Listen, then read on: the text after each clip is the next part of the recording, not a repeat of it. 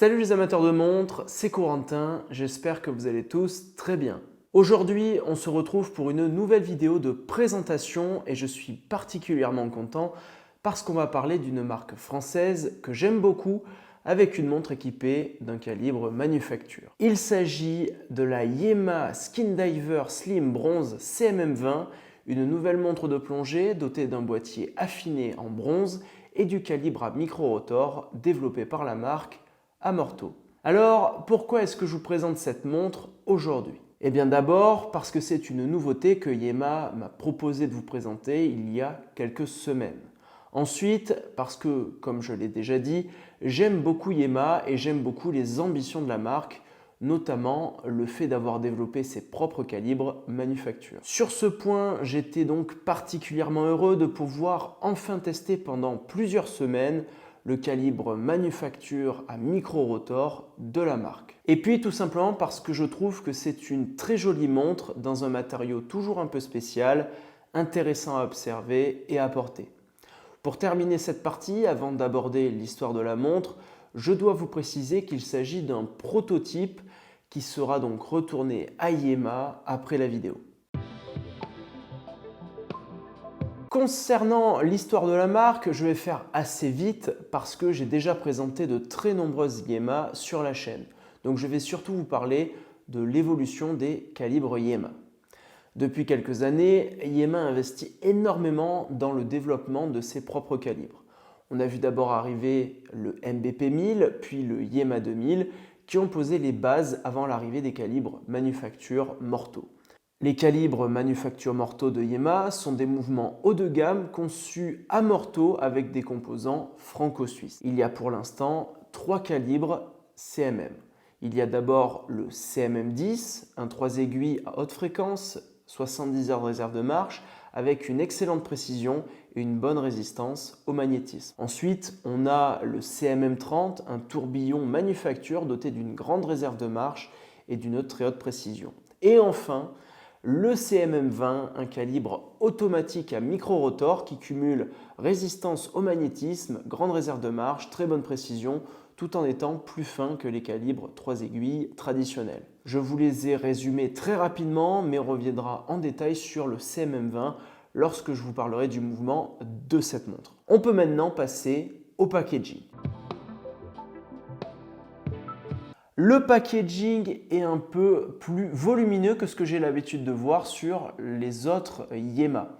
Il est sans doute comme sur toutes leurs montres équipées d'un calibre manufacture. Sur la surboîte noire, on retrouve la mention Yema Manufacture, le drapeau français et le logo historique de la marque. À l'intérieur, on a d'abord un livret avec des explications sur Yema, sur le projet manufacture et sur les personnes derrière ces mouvements, ce qui est toujours sympa pour replacer la montre dans son contexte. On arrive ensuite à la boîte de la montre, une boîte en bois de bonne qualité qui s'ouvre vers l'arrière grâce à une charnière. L'intérieur est entièrement garni d'un revêtement très doux avec la mention Yema Manufacture inscrite à l'intérieur du couvercle sur le tissu. La montre est posée sur un large coussin au centre de la boîte et le plateau peut se soulever grâce à 2 petites languettes aux couleurs du drapeau français. Sous ce plateau, on retrouve la carte de garantie qui est valable 5 ans, ce qui est vraiment rassurant pour une montre équipée d'un calibre manufacture. Donc ce packaging est simple, qualitatif avec de bonnes dimensions.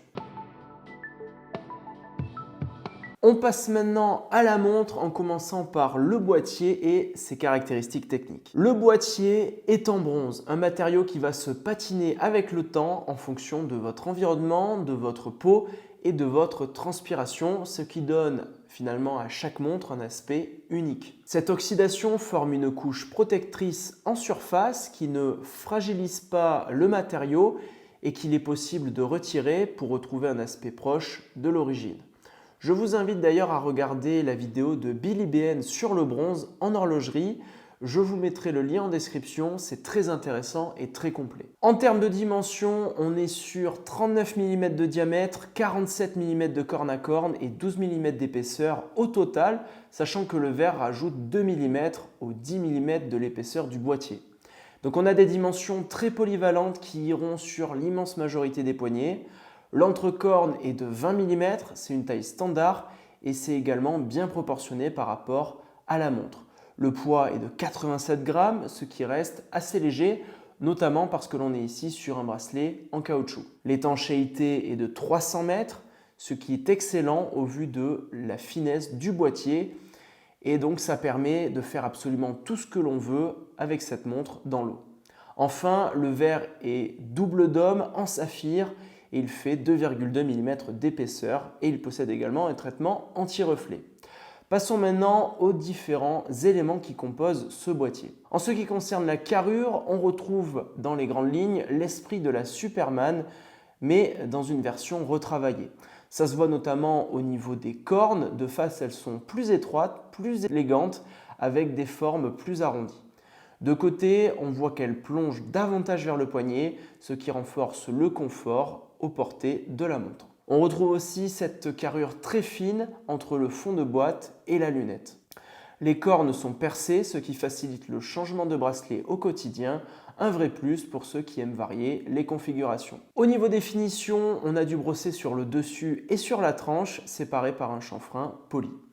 Du côté de la couronne, il n'y a pas d'épaulement. Alors sur le papier, c'est un peu moins rassurant, mais visuellement, c'est plus élégant et plus vintage dans l'approche. On ne retrouve pas ici le fameux bloc lunette, ce qui donne un look plus épuré à l'ensemble. Pour ce qui est de la lunette, elle est typique des montres de plongée, graduée de 0 à 60, unidirectionnelle, 120 clics. Elle est équipée d'un insert en saphir pour la protéger, avec des marqueurs de couleur bronze sur un fond gris, un combo qui fonctionne très bien avec le boîtier en bronze. À 12 heures, on retrouve une bille de luminescence, ce qui est essentiel sur une montre de plongée. Elle se manipule vraiment très bien, la rotation est fluide sans être trop légère, le grip est largement suffisant et la résistance est bien dosée. Surtout, elle est parfaitement alignée, ce qui est toujours appréciable et témoigne d'un bon contrôle qualité. La couronne est vissée. La prise entre les doigts est excellente car il n'y a pas d'épaulement autour, le diamètre est de 6,4 mm, le grip est franc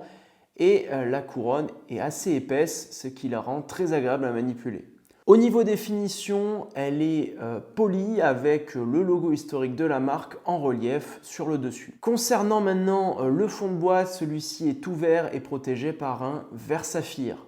L'anneau autour est en acier inoxydable 316L, ce qui est plus adapté pour la partie en contact direct avec la peau, notamment pour limiter les risques d'allergie qui sont liés au bronze. Sur ce pourtour en acier, on retrouve les mentions classiques de la montre. À travers le fond transparent, on peut admirer le calibre micro-rotor de la marque avec sa vraie signature visuelle.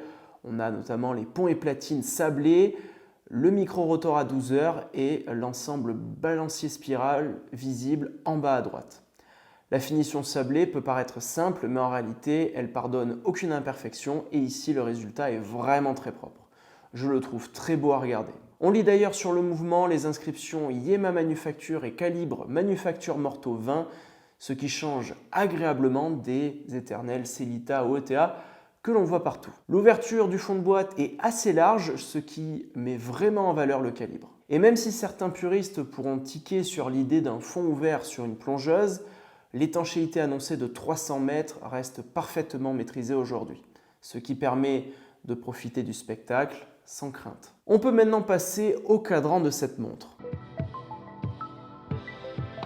Dans l'ensemble, on est sur un cadran très typé plongeuse, mais avec une identité visuelle bien propre à Yema, héritée des premières Superman des années 60. Toutes les inscriptions sont de couleur bronze pour appeler le boîtier, avec en périphérie un chemin de fer, des minutes et des index appliqués généreusement recouverts de matière Superluminova vert lime d'inspiration vintage. Les index à 12, 3, 6 et 9 heures sont plus imposants au point d'accueillir les chiffres 12, 3, 6 et 9 en relief directement sur la couche de lume, un détail original qui renforce la qualité perçue. Le cerclage des index et des aiguilles de couleur bronze s'accorde parfaitement avec le boîtier.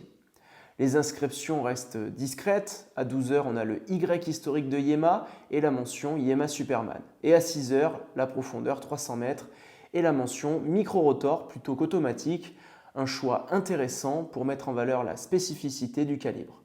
La mention manufacture française à 6 heures est suffisamment petite pour rester bien intégrée. Côté aiguille, on retrouve la signature Yema pour les heures et les minutes avec un gros triangle au bout de l'aiguille des minutes pour bien la différencier. La trotteuse adopte ici une lollipop plutôt que la fameuse pelle à tarte, ce qui colle bien à l'esprit plus épuré de cette Skin Diver. Le fond du cadran est en émail, il présente une surface gris foncé en finition mate qui reprend exactement la teinte de la lunette et du bracelet, ce qui donne un ensemble très harmonieux avec le bronze. Cette montre existe aussi avec un cadran vert, mais je ne vais pas vous en parler dans cette vidéo car je ne l'ai tout simplement pas vue en vrai. La partie mouvement de cette montre est particulièrement intéressante puisqu'à l'intérieur on retrouve le calibre manufacture Morto 20. C'est le premier micro-rotor que je présente sur la chaîne. Il s'agit d'un calibre conçu et fabriqué localement en France et en Suisse voisine. Il a été entièrement conçu et développé par l'horloger Olivier Maury. Les organes réglants sont produits en Suisse, tandis que les ponts et platines sont usinés par Yema à Morto. C'est une architecture de mouvement que l'on considère comme assez noble et il est plutôt rare de la retrouver dans des montres à ce niveau de prix. Du moins, lorsqu'elles sont fabriquées dans les mêmes régions que ce dernier. Évidemment, quand c'est fabriqué en Asie, c'est beaucoup plus facile. Mais finalement, qu'est-ce qu'un micro-rotor? Eh bien, dans une montre classique, le rotor fait quasiment tout le diamètre du mouvement et tourne par-dessus les ponts pour remonter le ressort de barillet grâce au mouvement du poignet. Ici, le rotor est beaucoup plus petit et est intégré dans l'épaisseur du calibre, ce qui permet de conserver un remontage automatique tout en gardant un mouvement très fin. C'est bien entendu plus complexe à réaliser et c'est pour cela que c'est généralement réservé à des montres bien plus chères. Pour la partie technique, ce calibre possède 33 rubis, bat à 28 800 alternances par heure et offre environ 70 heures de réserve de marche ainsi qu'une précision annoncée entre -3 et +7 secondes par jour, soit des valeurs au niveau du COSC qui est à -4, +6. En pratique, il vaut mieux d'ailleurs avoir une légère avance qu'un retard, donc le choix de réglage est intéressant. Le mouvement est également très fin, environ 3,7 mm d'épaisseur, ce qui est remarquable au vu de sa fréquence de 28 800 alternances par heure et de ses 70 heures de réserve de marche. Il est annoncé comme mieux protégé face au magnétisme qu'un mouvement standard. Enfin, il affiche un grand diamètre de 32,2 mm, ce qui explique la large ouverture du fond de boîte et le beau spectacle visuel une fois la montre retournée. À la manipulation, le mouvement est très agréable, le remontage manuel à la couronne est fluide et satisfaisant. Et le réglage de l'aiguille des minutes se fait avec une bonne précision. En revanche, il y a un détail à signaler, il n'a pas de stop seconde, ce qui veut dire que la trotteuse ne s'arrête pas lorsqu'on tire la couronne. On ne peut donc pas régler l'heure à la seconde près. Mais dans un usage réel, ce n'est, je trouve, pas un problème. On passe maintenant au bracelet de cette montre. La montre m'a été livrée sur un bracelet en caoutchouc que je trouve très réussi. Déjà visuellement, avec une belle chute entre la largeur aux cornes et une boucle nettement plus fine. Le motif moulé dans le caoutchouc rappelle clairement le célèbre bracelet acier Scales de Yema et le clin d'œil de design est vraiment bien amené. Le caoutchouc est très souple et très agréable au porter avec 2 passants et des trous suffisamment rapprochés pour permettre un ajustement précis au poignet. La boucle est assez petite, de type ardillon, elle est brossée avec le logo historique Yema gravé, ce qui renforce encore le côté soigné de l'ensemble. Pour ceux qui se poseraient la question d'un bracelet en bronze, il faut garder en tête que ce serait lourd et que ça s'oxyderait avec un risque d'allergie et de marques verdâtres sur la peau. Le caoutchouc reste donc un choix très cohérent ici. Le prix de cette montre de plongée en bronze équipée d'un mouvement manufacture à micro-rotor est de 2 249 €. Il s'agit d'une édition limitée à 200 exemplaires gravée d'un numéro de série unique. On va maintenant pouvoir passer à la conclusion pour que je vous dise ce que j'en pense de tout ça. Que dire maintenant en conclusion de cette vidéo sur cette montre? Déjà, ce fut un vrai plaisir de découvrir cette nouvelle Yema et surtout le calibre manufacture qui bat dedans. Voir une marque française développer des mouvements comme ce CMM20 ou encore le CMM10 apporte une vraie bouffée de fraîcheur, face à beaucoup de marques qui parfois, même bien plus grosses, se contentent d'emboîter des calibres standards de chez Sellita ou Soprod. Pour revenir sur les différents points que j'ai abordés dans la vidéo, l'histoire de Yema est très riche avec de nombreux modèles emblématiques. Le packaging est soigné, qualitatif, sans en faire trop et annonce bien le positionnement manufacture. Le boîtier reprend dans les grandes lignes celui de la Superman, mais dans ce matériau en bronze, il est vraiment très bien fini et apporte une certaine diversité à la gamme. Le cadran reprend les codes maison tout en ajoutant des détails originaux. Le mouvement, on en a déjà longuement parlé, mais c'est clairement l'un des très gros points forts de cette pièce, autant visuellement que sur le plan technique pour ce segment de prix. Enfin, le bracelet en caoutchouc colle parfaitement à l'esprit de la montre, à la fois confortable, bien dessiné et cohérent avec le boîtier en bronze. Alors oui, c'est évidemment plus cher que ce que proposait Yema il y a quelques années. On reste parmi ce qui se fait de plus accessible aujourd'hui dans ce type d'architecture. À titre personnel, le tarif me paraît donc parfaitement justifié au vu de l'ensemble design, finition, mouvement et identité forte. Donc si je devais mettre une note à cette montre, une note d'appréciation, je lui mettrai un bon 9 sur 10.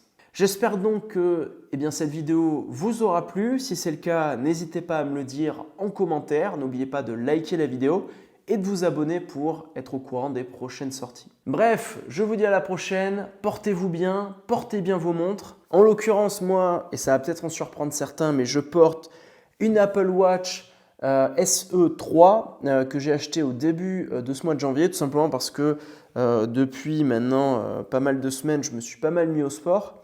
Je fais pas mal de badminton et de la course. Et je trouve ça très intéressant de pouvoir suivre un petit peu le comportement de son cœur et d'autres paramètres dans l'application santé de l'iPhone. Et donc, je trouve que c'est pas mal. Donc, je l'ai pris en 40 mm, ce qui est la plus petite taille. Et pareil, au quotidien, je la porte, ça remplace un peu ma G-Shock parce que je lui ai acheté une coque de protection. Et en fait, c'est vraiment pas mal. Par contre, le truc qui me saoule toujours, j'avais déjà une Apple Watch série 2 de 2015 qui avait 10 ans, mais là, elle a un peu rendu l'âme, enfin sa batterie en tout cas a rendu l'âme avec le froid qu'il y a eu. Et c'est vrai que le fait de devoir la recharger tous les jours, ça c'est vraiment un truc qui me gave un petit peu. Donc voilà ce que je porte, m'insultez pas s'il vous plaît. Mais bref, allez, ciao tout le monde.